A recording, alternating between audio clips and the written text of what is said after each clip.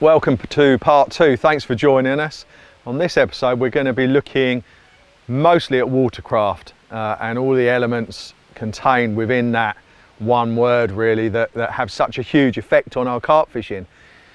It's something that sometimes we get wrong, but if we're going to catch fish we need to get it right more often than we get it wrong.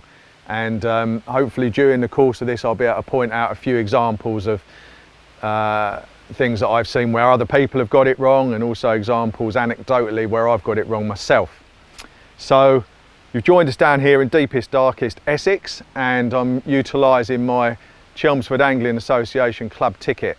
So that ticket gives us access to several different lakes which are of interest. So we're going to start off by walking round the first one, see if there's any opportunities. Again, whenever I'm planning a trip, I don't always like to pigeonhole it onto one venue. If we get somewhere and it's maybe too busy, club lake's always busy, or if there aren't any opportunities available from showing carp or activity for us to move on to, then we might move out and have a look at one of the other lakes. So we'll be talking about signs and watercraft as we go through the process. We've got at least one night ahead of us, and having blanked on my last, on part 1, I'm quite keen to get a carp under the belt and show you what we're going to be doing. So I've got a mixture of boilies and some particles and some liquids and a few other things like that, which I'll show you later on. So we've also got the floater gear.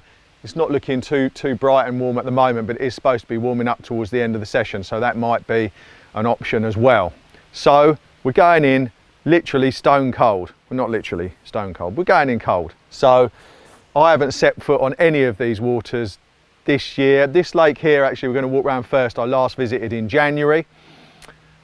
So I don't know anything. I haven't been on Facebook last night finding out what's going on. I haven't rung anyone. I haven't texted anyone. I'm totally cold. I've no idea what the weed's like, what the angling pressure's like. I don't care what's been out. Let's just take it completely real and see how we get on.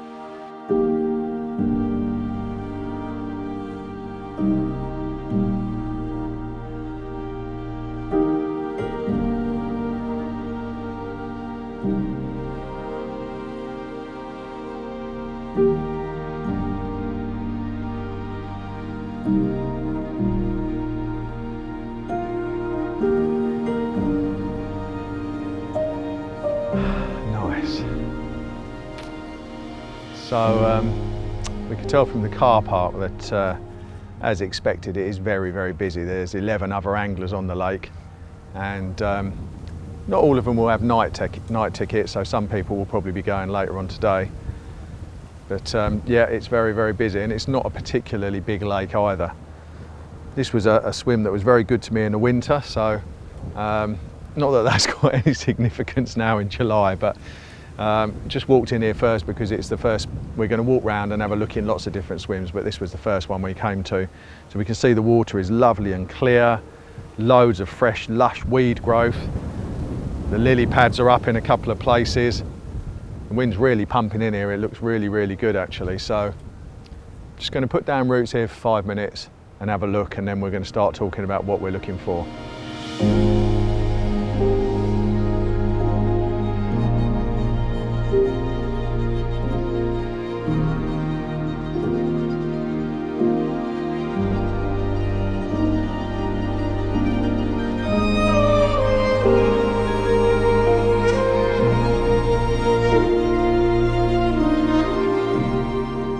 So watercraft is, as I've said before, it's not some dark art or Jedi skill. It's very simply using your eyes and your ears constantly. And the best practitioners of good watercraft will be using those skills to a very refined level. And it's certainly true that the more you practice them, the more you practice looking, then the better your eyes get. Just like working a muscle in the gym. It might sound strange, but the longer you spend looking and staring at a lake, the more apparent things will become to you. There's a carp come right out of the water. So this is the second swim that we've walked into, and in the space of 3 minutes, let's say, there's been 3 occurrences. The first has been very subtle swirl, 25 yards out past the band of weed. Very subtle swirl, it was definitely carp. Didn't make any noise, didn't displace much water.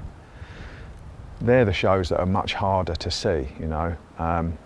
And for the untrained eye, unless you're looking right at that spot at that moment, you won't see it. To the more trained eye, if you're looking to the left or the right, you will see it because your peripheral vision will pick it up instantly and you'll zone in on it, which is what just happened here. Closer from that, about 15 yards out in the weed in front of us, there was a very subtle little boil. It's what I call nervous water, where the water just moves in a sort of unnatural way that you know it can only be caused by the displacement of a fish, or displacement of the water by a fish.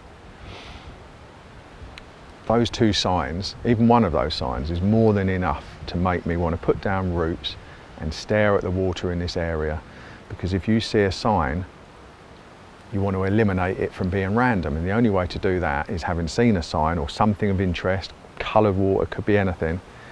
You're then going to put down roots and watch and watch and watch. We've been here 6 or 7 minutes now, and the third sign was actually the sort of sign that Stevie Wonder would have spotted. A really big common, probably that sort of distance between his pectoral fins. He came up throat onto me, about 40 yards out to the right. So, you know, a good amount of this fish was probably 30 pounds, certainly an upper 20. And he came out the top third of his body and went down again. No sound, hardly a ripple, but a very significant show. So I'm going to stand here and watch for a good period of time, because this may well be the swim that we'll fish from.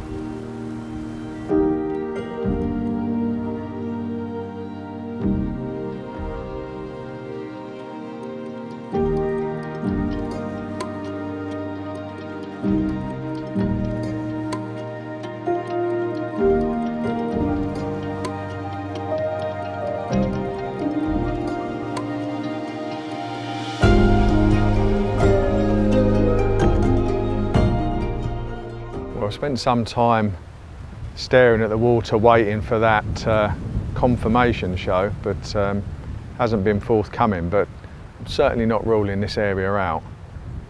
Having said that, I'm certainly not going to come in here without doing a proper lap of the lake either. So there's certainly some carp here. In the back of my mind is always, is there a mother load of carp somewhere else in one of the corners or something? So, and again, having not been here for so long, I want to do a lap anyway, just to re-familiarise myself. When the last time I was here was, as I said, sort of January, maybe February, early February, and obviously the fauna and everything else around the lake is so different now. It's just nice to see the weed and the place looking so nice. So we're going to do a lap. We've earmarked this as a potential spot. We may well come back to it shortly.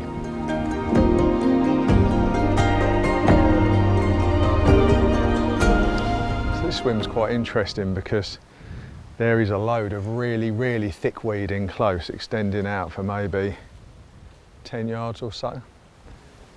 Now on club lakes, in fact on most lakes, you'll find that they're the areas that are left alone by anglers, because anglers hate weed. Carp love weed.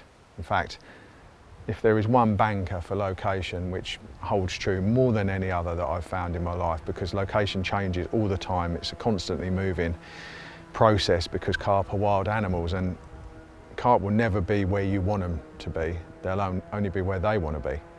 So you can read all the books and you can, you know, watch all the videos and so on, but in autumn, say for example, I might get asked, now it's getting cold, should I fish the deep silty waters, or should I start using this sort of bait, or, you know, and I can never answer specifically because every lake is different. And whilst I can think of some lakes near me where, yeah, they might gravitate into the deeper water and the silty areas, I can think of another 3 where they tend to stay on the shallows for most of the winter or in reeds. So location is a constantly moving thing, and you can never apply a set of rules to location. But the nearest thing that I've found that is a constant is weed. Wherever the thickest weed is where the carp will be, summer or winter. And as I said, anglers are usually pretty terrified of weed and dealing with it and so on. And this swim is of interest at the moment. I haven't seen any fish, but right in front of here is a lot of weed, and I know it's on a nice deep shelf, not too far out it terminates. So I'm thinking at the bottom of that shelf, the fish are probably patrolling along a clear edge, and with a bit of careful angling, it could be good, and it could be an area that the fish have just not seen any pressure for maybe quite a long period of time. I might be wrong on that, but that's my first instinct. The other thing is that the water here, this isn't such a good thing, in the edge is very, very clear. And the water further down where we were just looking, where we saw some fish, was tinged up. That's a massive sign, you know. Coloured water is one of the big parts of watercraft. And as you're walking around the lake, always take that in, because you may find as you walk into a certain bay or any particular part, you'll notice that quite often it will change. And that might be the first sign you see, the first thing that makes you put roots down in an area based on something, and then you watch, and then the second domino will go over, then the third, and then the fourth. You'll see a sign, you'll see a bubble, something, but the reason you saw that fish, all those bubbles, is because you first noticed the tinge in the water and you thought, hang on, something's different here, I'm going to stop and have a look. So we're just taking things in, analysing them. The lake is giving us information all the time, and we've got to process it accordingly.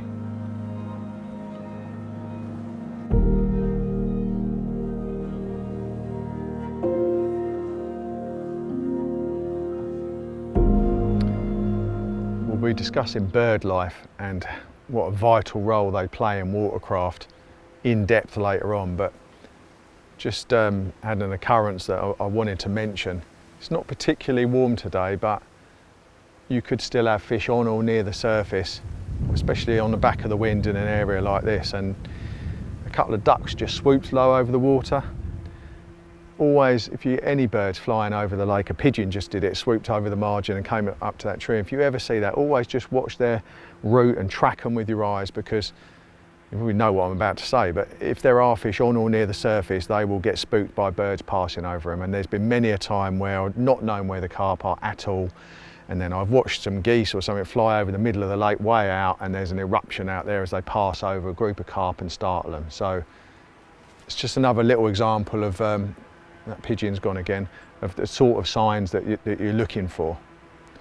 So I think we're going to carry on round the lake, watching and looking as we go, and see if we can put together more of this jigsaw.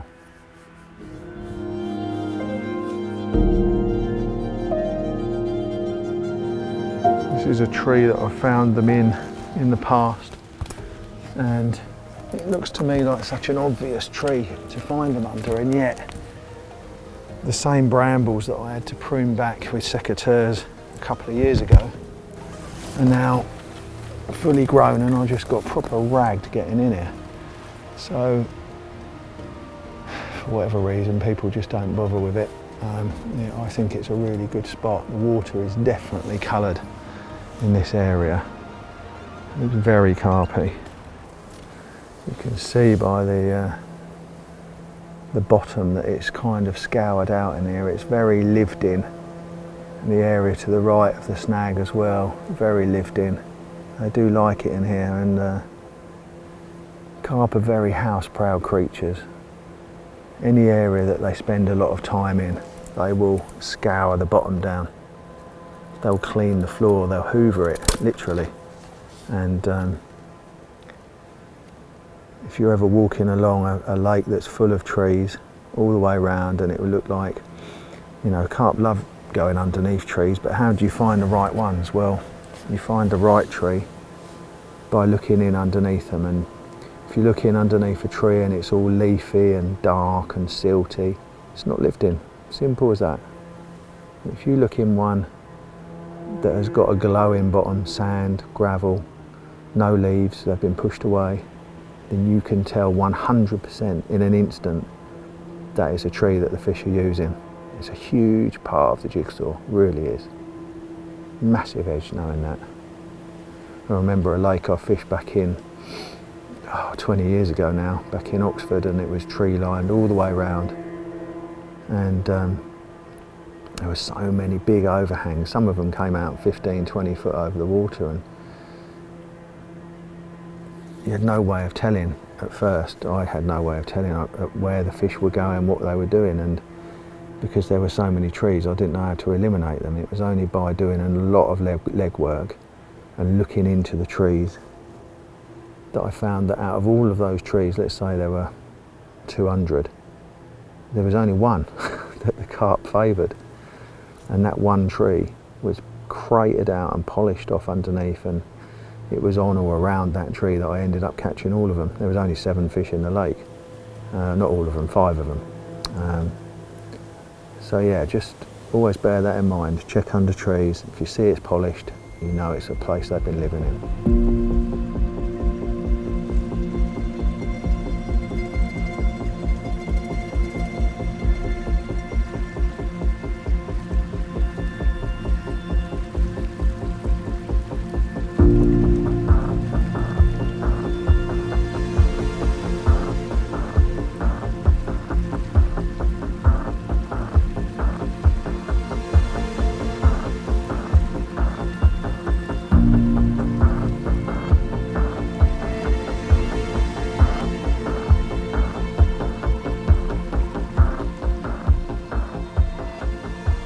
So we continued on our way round, and in all honesty, if we filmed every swim and every thought process within that swim, this video would be hours long, and we've got to be a bit more succinct than that. So we've done a lap, and the only fish that we saw, although we saw lots of nice looking spots and areas that appealed, we've ended up coming back to the spot where we actually saw carp flesh as I saw it. No two ways about it, you know, that's the surest sure way. And if you've got that to hang your hat on, then you're up and running. So we came back and sat down. I had a bit of a headache coming on, so I took a couple of pills. We sat down to have a look, and we actually saw 4 at once. Now, since then, and including just before we turned the camera on a second ago, I saw one about 35 pound come out. We've seen, I don't know, maybe 20 fish, and we haven't been back in this area very long. So the key thing there is that the very first place we suspected was the right area. Secondly, even on super pressured club lakes, you can get on fish. I so often hear that, oh, I can't get on a fish at Linear, or can't get a swim. Very rare do I ever go anywhere and not be able to get on fish somewhere. So even here, you know, on a busy day, 11 other anglers, we've managed to get on fish. The interesting thing is that, one of the interesting things that's gone through my mind is that more and more often, not so much here, but on hard lakes, I'm fishing one up in Northamptonshire at the moment with only 40 carp in it. If the fish are not really showing and you're on it all day, from dawn till dusk, you're staring and staring and staring, and you only see one show, and that's it. When the fish do start showing eventually, that night or the next morning or whenever it may be, almost every time it's where you've seen that one show. So it's always worth bearing in mind. And in years gone by, I might not have moved just for one show, but if it's a low stocked, tricky lake, one show can be more than enough. So take note of that. We've got an awesome bit of weather. I'm gonna have a couple more pills because I've got a foggy head, but we're gonna get set up and have a look at how we're going to approach the swim. There's a lot of fish out there, it looks good.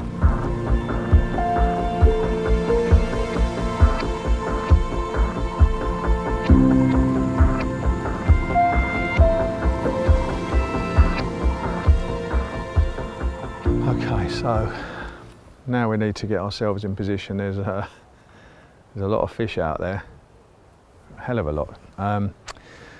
So my plan is this. I'm going to flick out a light lead, a little tiny lead on the end of my spod rod, and I'm not going to cast on top of the fish. I'm going to cast just short of them, and I'm going to find the edge of where the weed is and where it's fishable. I don't want to go out too well. There's no need to go out too far because the fish are only 40 yards max and short. So I'm just going to try and locate a bit of smooth glide. Anywhere where the lead travels, where you've seen fish, is good enough for a bite. Doesn't matter if it's silt, sand, clay, gravel, mud. If the lead slides without resisting you, clip it up. Big heron just went over the spot. Clip it up and you can get a bite there. So that's what I'm going to do next.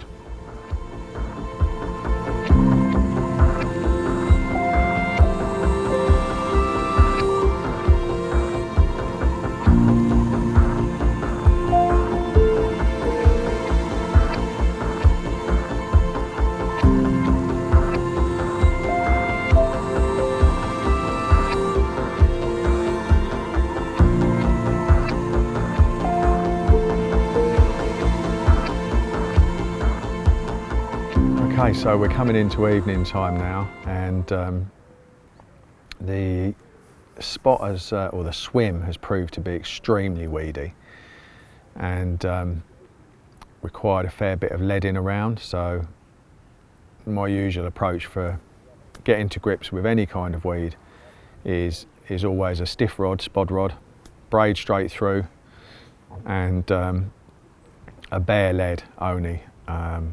None of those. I see people on club lakes like this casting out marker floats and leads with all sorts of prongs and spikes coming off them, and you couldn't design anything better to catch and jam in weed. It must be soul destroying for people trying to find spots with that sort of contraption. So a small lead, streamlined, tapered lead that's just big enough to get to the spot. I'm using 2 ounces here actually, but so it took a fair bit of casting up and down the skyline, just trying to find something, and it was actually harder than I thought it was going to be. But I haven't fished here in the summer, and I didn't know that the weed extended as thickly as it has. But anyway, there's always something out there.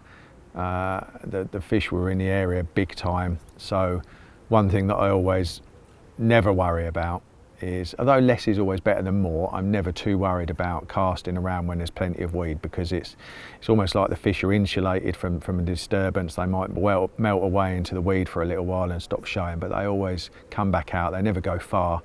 The more weed there is, the more disturbance you can get away with, although obviously less is better than more. But to that end, I will never inhibit myself to find a good spot by worrying, oh, I'm casting too much. If it's really weedy, you've got to find something decent to fish on. So I found a really nice spot, and not very far out, which is really good. Just literally on the fringe of the weed. It drops down into, seems to be a bit of a crater or something. Certainly as I cast around to the left-hand edge of it, it was a second or two shallower on the drop of the lead, and then it dropped down a little bit longer and then donk into the hole. So a really nice feeling spot. It's where I've seen a lot of activity.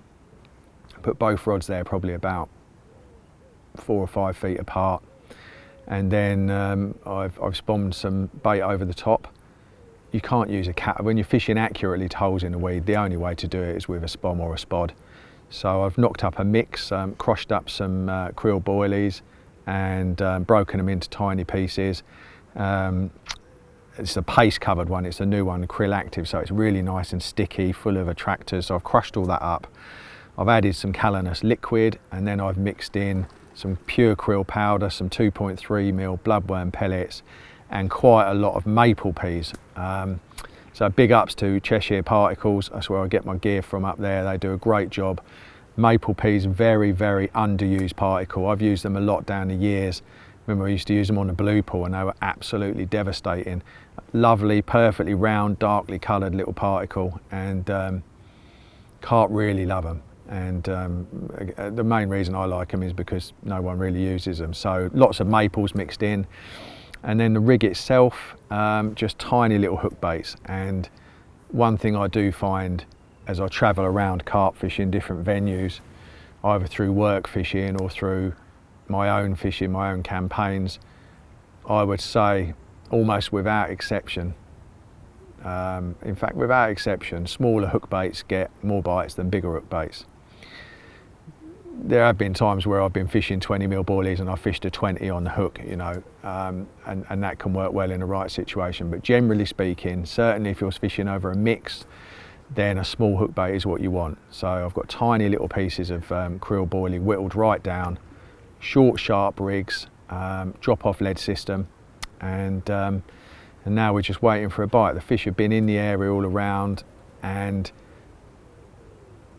I kind of almost feel like I should have had a bite already, but that's stupid. The rods have only been out an hour or two, but they have been in and around the area already, which proves again, when you're getting yourself sorted in thick weed, you can get away with quite a bit of disturbance. And so yeah, it's all to play for. The sun is starting to set, and we'll see what the carp gods bring to us.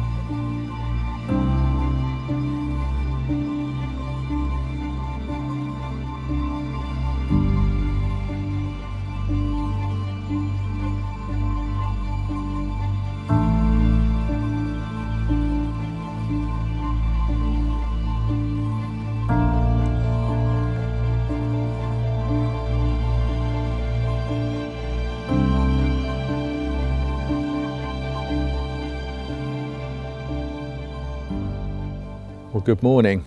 We've completed one night, so we've had rods out now for about 14 hours or so, I suppose. We got fishing late yesterday afternoon, and not the earliest of starts this morning because I had insomnia all night, didn't get to sleep till about 6, so I'm a bit woolly-headed this morning. But all I can tell you is that I'm failing so far miserably to extract a carp. Seen a couple more in the area. Quite surprised, you know, I thought something would happen in the night. That's probably why I couldn't get to sleep, because I was expecting a bite at any time. So I think sometimes you have to take accountability, you know. Quite often if you haven't caught a fish, then it's down to you. Notwithstanding the fact that it is a tricky club lake that gets a lot of pressure, still feel that doing a blank night on here probably isn't acceptable. Maybe I'm too hard on myself. So I'll be having a good think about what I've done and whether I have put a foot wrong today. I've seen fizzing on the spot actually in the last half hour, so maybe I am being too harsh. It could go at any moment. Maybe they just don't feed at night, and during the evening phase they did push across us a bit more to the right, but there were still fish near the area, so I didn't feel I needed to move. So today is going to be assessing, mentally trying to process what's happened during the night and what I've done to see if there are any chinks in the armour, in my armour, that I've got wrong. Looking for chinks in the armour of the carp, of course. And what I am going to do is prime up a couple of margin spots. So there's a couple of little zones I know they do like to get into during the day, so I'll be going to put a bit of bait on those very shortly actually. And that might be our fallback position that will save the day, hopefully. But yeah, I want to give you an update in a little while. When I get my words right, I'm all like, whoa. In the meantime, another strong coffee. I'll get myself together, and we'll crack one. We will crack one. Come on.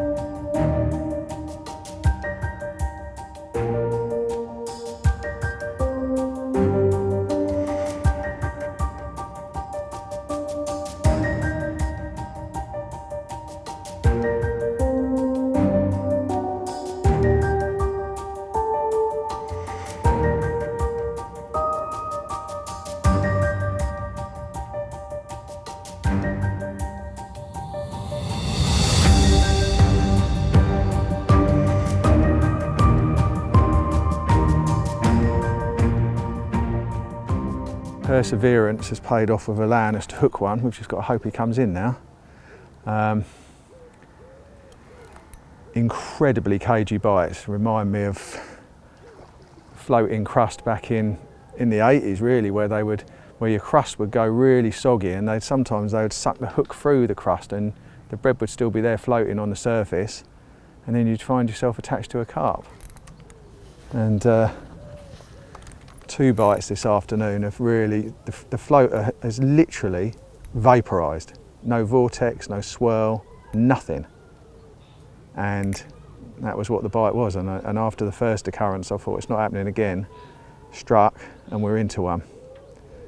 He's weeded himself up, so I'm just going to keep the pressure on and just see what he does. Sometimes you just have to keep the pressure on them and hope they get bored before you do. Just keep compression in the rod and just wait, and hopefully they kick out. But I have to say that is a tactic I've found that works really, really well in Canadian, thick Canadian weed, whereas this is some sort of algae mixed with blanket weed, mixed with Canadian and even another type of weed. So the only thing in our favour is the water's quite shallow, so he can't bore down really, really deep. What I suspect it's quite a good fish. And I really, really want to get it in because the bite was just incredible. Well, there wasn't a bite. There was no bite. It literally vaporised the floater. Just the same thing happened 20 minutes before.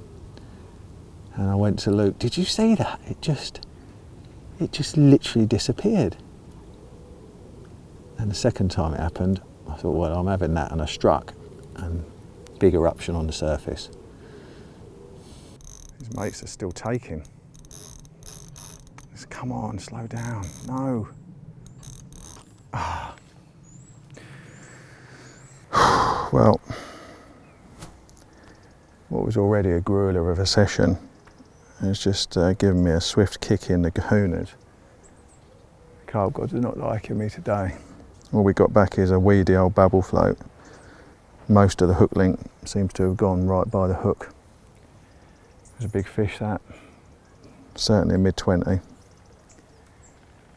Still, the fish are taking. I'm going to put on a stronger hook link, see if we can get them going again.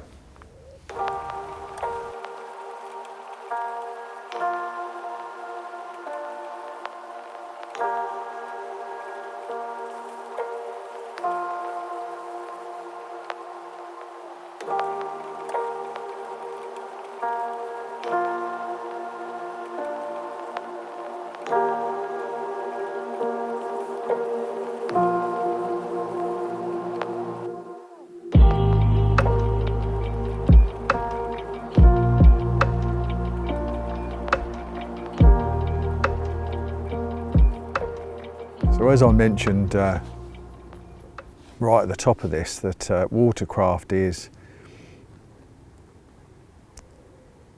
the most essential tool for the carp angler, and it's not black magic. It's something that anyone can do, but a lot of people probably don't do because A, they may not know quite what to look for, perhaps if they're new to the game, or B, they can't be asked, because it takes effort, it takes a lot of effort. Good watercraft comes about through effort and persistence. So before we get into the actual application of the effort and what you need to be doing in terms of levels of intensity, which is a big part of it, let's just look at some elements of watercraft which are key cornerstones to the building that we're going to construct on top of it, the bedrock of it, if you like. So first of all, we're very fortunate that we fish for carp because carp are very showy creatures. You know, they will, whatever the time of year, whatever the time of day, whatever the conditions, they've got potential to show you exactly where they are. And then that is why you should never switch off, because even when it seems the most unlikely of times, you might see that one show that can turn your season around. Now, can you imagine if, we'd have to be a bit mental, I think, a bit crazy, but can you imagine if we fished for eels? A fish that was totally invisible, and you just had nothing to go on other than, I mean, you would spend a lifetime of carp fishing, you know, probably for very little result. But as I said, we're very lucky. Carp do like to flaunt themselves at certain times. To that end, if you can, always start your carp sessions as early in the morning as you possibly can. Not only start them, but if you can, make the effort to be up early in the mornings. Now, if I could go back in time and give one bit of advice to my younger, lazier self, it would definitely be that, because I used to be so, well, like everyone, you get tired from work and getting, I'm not a natural early bird anyway. So getting up at first light, particularly at this time of year when it's between 4 and 5 a.m. didn't happen really. But now, you know, if I'm on a real serious session, by that I mean campaign fishing, all my fishing is serious to me and important to me, but being up early in the morning is absolutely fundamental, and I soon learnt that, you know, if I'd been working all week, then I would get up early on, you know, my sessions would always be a Friday, Saturday, Sunday, go home Sunday lunchtime. And so I would do the dawn patrol on Saturday morning. And then Sunday I would treat myself to a lion, because, you know, going home like a zombie to the missus isn't always the best thing to do. So, you know, if you're not blessed with being a natural early bird like me, try and turn it around, make the effort. You will see more at first light on most carp lakes than you will any other time of the day. The lower the stock and the weedier the lake, sometimes that might be your only opportunity to see a fish. And this is all part of watercraft, because it will enable you to get yourself in the right position. And that's why I say, if you can, always arrive at the lake as early in the morning as you can, because it will give you a chance to get where the fish are. Very often they're in that area and they will come back to it. So, so as you probably realise, watercraft is again, it's all about looking. And a few years ago I came to realise that virtually every single carp that went in my landing net, if I traced back the sequence of events, the tipping point was always something I'd seen. Never caught fish out of the blue or fishing blind, because I rarely did it anyway, but and that was a real eureka moment. I thought, wow, every fish that I'm lucky enough to catch is based on the domino effect from seeing something. So once I realised that, I started looking even harder and harder, and my catch rate went up. Your eyes are first, second and third your most important weapons as a carp angler. And these days, people's eyes are used less and less and less. And if you're looking for an edge and you're angling in this super competitive, you know, some lakes, you know, it's really, you know, club lakes, day tickets, you know, if you're up against it with other anglers, one of the ways that you can set yourself apart from them is by being glued to the water. If I think of all the most successful anglers that I've been lucky enough to fish with, some really well known, some not well known, some completely off the radar, the one common denominator that they all have is they're all obsessive watchers of the water. And I've never ever met one angler in my life who catches more than his fair share who isn't compulsively looking at the water all the time. Now think about that. That's hard work. And in this day of social media, so many people are in their bivvy on Facebook or doing whatever they're doing, and the hours spent watching the lake are very, very few indeed. So before we get back, I'm going to come back to that in a minute, but there are a lot of different signs that the lake will be making available to you, which will help you find a carp. Now, one of the best clues to carp location, or the best signalers of the presence of carp, is a coot. Coots are absolute. I've caught so many carp because of coots. I know they're annoying sometimes, you know, we all tear our hair out, you can see I have, when they're diving on the spot, but they can really be an asset. And they, like I say, so the thing with coots is, if they are startled by a carp, they will give a particular type of alarm call. It's not a territorial noise, it's a two-note warble. It's a fear, alarm of fear. I've got a couple of recordings on my phone, might see if we can get one on this program for you. But if I ever hear that and I don't know where the carp are, even if I think I know where the carp are, I will investigate. That shrill two-note warble from a coot, that means there's carp that have disturbed that coot, 100%. I've found carp on big waters and small just through that. And then you go around, you watch the coots, you'll see them moving around nervously, you'll see them extending their necks, looking all around them, sometimes reversing out of an area. How many times have you seen a coot up against the island margin or in the edge of the lake and it starts stamping its feet? Carp have come by, right close, so usually where they've got a nest. Massive indicator of the presence of carp.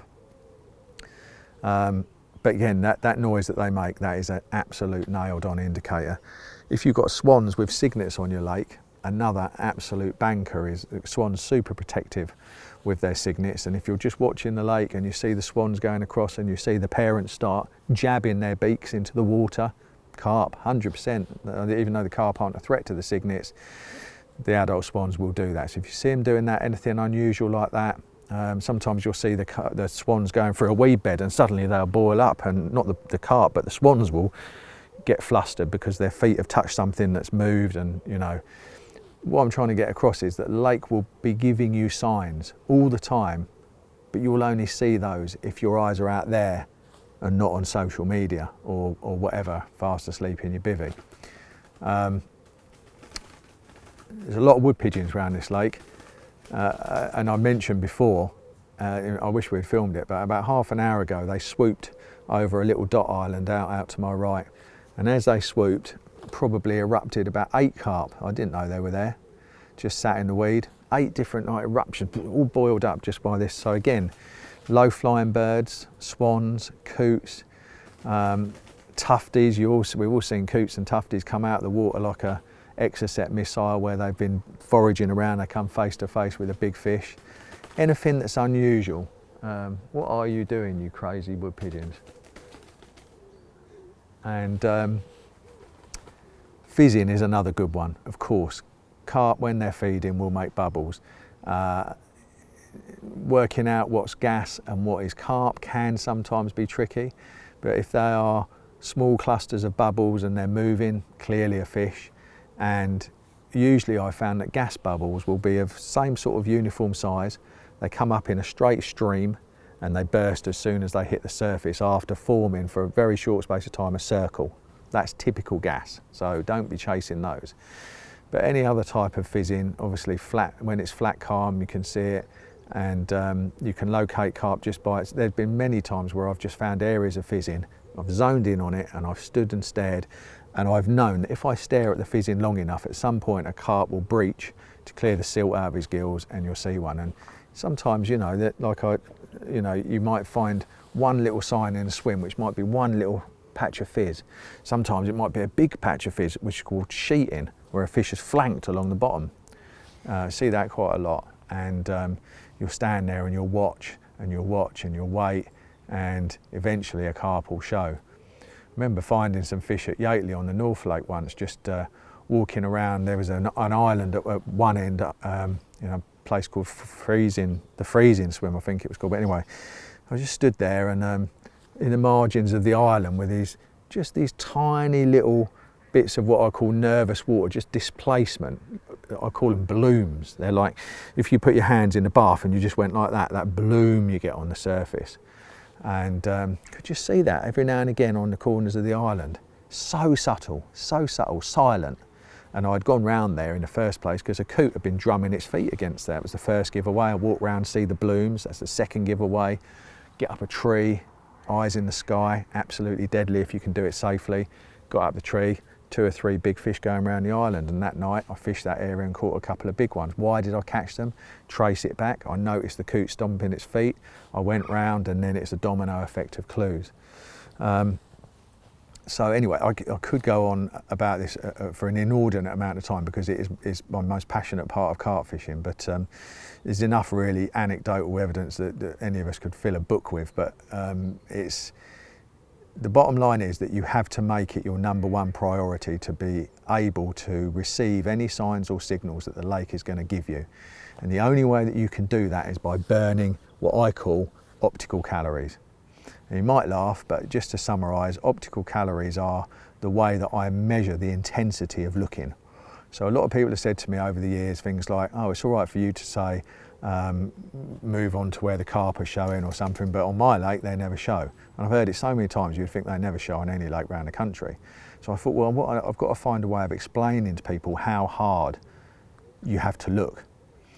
So I came up with this. So if you stare at the lake, concentrating all day, you're shattered, you get knackered. It's like if you drove to Scotland, by the time you get there you're tired because you've been using your eyes and you're concentrating. It's a tiring, draining process. So I therefore reason that if you're debilitated or tired at the end of the process, then you're burning something. So let's call it energy, let's call it eye energy, optical calories.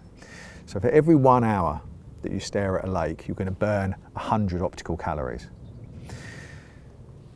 Over the course of a day, I mean at this time of year it's light at 5 and it's dark at 10. How many hours is that? I have to ask the stunt man behind the camera, how many hours is that? 5 till 10 at night, so that's 17 hours I think, 17 hours. Maths wasn't my strong point. So let's take someone like 𝗙𝗹𝗹𝗆 and Dave Lane, could use other anglers but you wouldn't have heard of them, so it's pretty pointless. So those anglers of that calibre at this time of year will be burning around 1,700 calories in a day, probably in excess of that. And if you think about that in stark relief and compare that to maybe yourself, if you're being honest, perhaps, you know, a lot of people, they might have a little look while they make a cup of tea, they'll go on Facebook, they'll go and talk to 𝗵𝗲𝗿𝗆 about the football. How many hours in a day do you actually spend looking? Let's say for a lot of people, I reckon that'd be around 200. Now that's 2 hours of unbroken concentration on the lake. That's a lot. But even if you put yourself at 200 and Dave Lane's at 1,700 for the same period of time, and I promise you the key to successful carp fishing is what you see. Dave Lane's there and you're there. It's a gulf, it's an absolute gulf, and this is one of the absolute key factors that separates anglers and their results. So I hope you've been able to take a little bit from that. Strive, practice. As I said, the more you look, the more you see, because the stronger your eyes get. Get in the habit, I promise you, you'll catch more carp.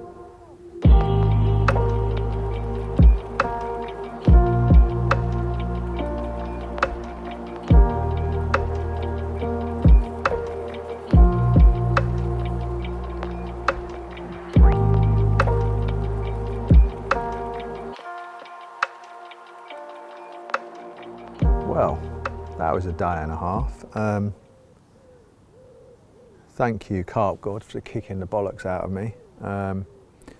So after a night of complete and utter insomnia and no carp, bearing in mind that I came here because I thought it was the sort of place that could do a carp. I've been properly proven wrong so far, but the day's been an interesting one. It's been very full on. We've done some stalking and got some fish coming in close under a little tree over there in 𝗵𝗲𝗿𝗏, and they were coming in there, and that looked good for a while. It was very, very, very hard to see what was going on, and gave it in there an hour and a half, maybe a bit more, but nothing materialised. Then we found them on the surface. Got them going on floaters against the odds, against the seagulls, against the mallards, and eventually, with a bit of persistence, we managed to get them taken and feeding. Got a rig in, and again, after a bit more persistence, nice black one just came out on the left-hand edge of my spot. After a bit more persistence, we managed to hook one, and it was a good one as well. The bite was incredible because it was a bite that didn't exist. The floater literally, well, it didn't literally vaporise, but it did disappear before our very eyes. 1 minute it was there, then nothing. There was no swirl. There was literally nothing. And it had already happened once before, as I said, and this time it happened and I struck and I was in. Big fish, big chestnut tail came out, and a war of attrition in the weed bed for the next 10 minutes or so, which left the carp victorious and me beaten again. So we managed to hook one. Hate losing them, obviously. I believe it's the only fish that's been hooked. The lake is fishing terrible. We've spoken to quite a few people. No one's caught anything. We've not seen anything caught. And I think that's what you get late summer on a lot of lakes. They've seen pressure, they've seen bait, they've seen everything's been going on for months. And you know, these are smart fish and they're very good at not getting caught. So we're up against it. We've got one more night, our second night tonight. I've changed things slightly. I've got one rod on the main spot. Two fish have just rolled very close to it actually whilst I've been talking to you guys. So that looks good. And I baited it this morning after I wound in so that I could leave it all day.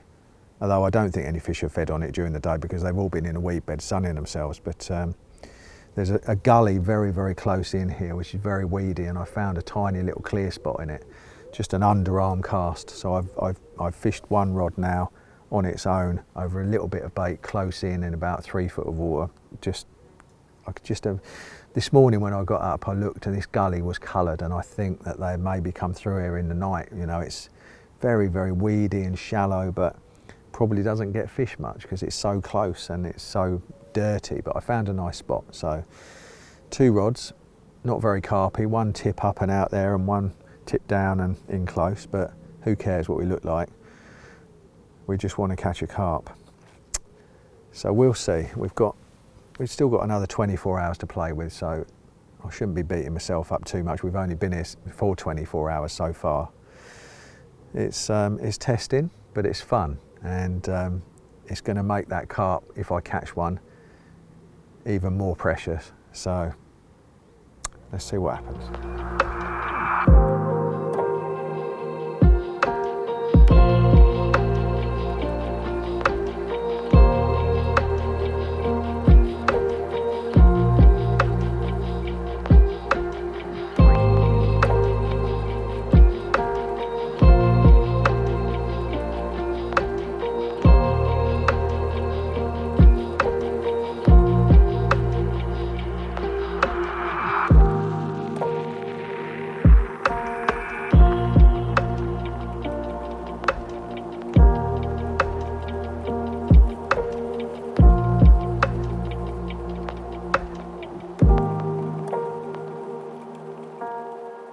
Carp. Really pleased after a day that was very, very hard and draining and demanding. Finally got a reward on the main baited area. Felt something wasn't quite right with the presentation and the hook bait, so I changed just as it was getting dark, and after a very short while in position, this guy tore off with it. Long battle in a weed, horrendous battle in a weed, but we prevailed and we got a carp. Fantastic. So we'll be talking a bit more about rigs in an upcoming episode, and I'll talk about the changes that I make in these sort of situations and what's paid off. But for now, I can get into the sleeping bag smelling of carp with a big smile on my face.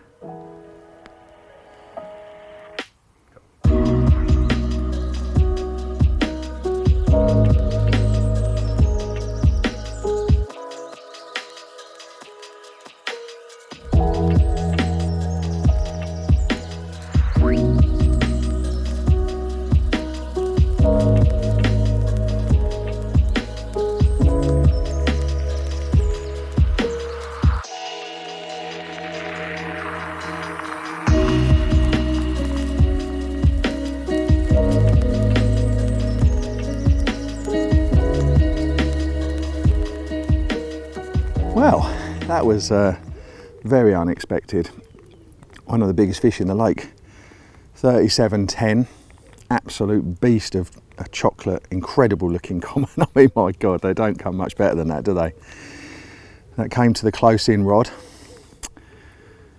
a mere 3 wraps, lightly baited, bit of chopped krill, a few maple peas, and it just went off a very short while ago, just as the sun was coming over the tree. So it's capped off a frustrating but ultimately very memorable session. And Watercraft, again, you know, I only put the rig there because I saw a fish travelling through on that spot. So again, trace the capture back. Should always be the catalyst, something you've seen. And again, this was. So always look, always react, and you'll catch more carp. We're gonna do a bit of floater fishing later if it gets really hot, which it's supposed to. But if we don't do any good, which we probably won't, then this is the last time you'll see us. So thanks very much for joining us, and we look forward to seeing you on the next episode. Thank you very much, Mr. Common.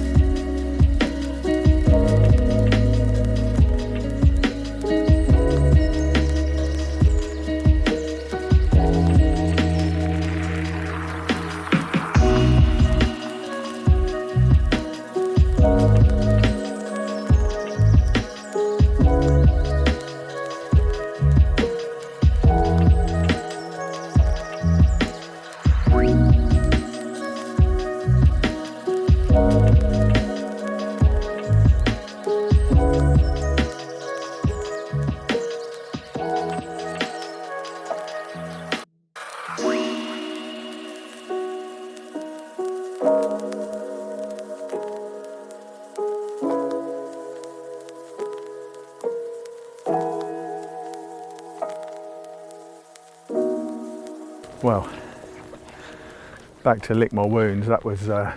That was pretty sensational and epic. Brilliant bite, and been thwarted. That fish was, I was actually got it moving at one point with my toes. He was buried into the weed in front of me, and he wouldn't move. And when I was hand lining it, so I just nudged him with my toes, and he sort of kicked up and came up, and there was so much weed there, and I've tried to net the whole lot. It was the only choice I had really, and no fault of the net at all, but I've snapped it in half on one of the arms because there was about 50 pound of weed, probably 22 pound of black common carp, and a lot of strain and pressure. So I almost got it in, and thwarted by the extreme nature of the situation, but hook pulled in the end. So that's carp fishing, highs and lows.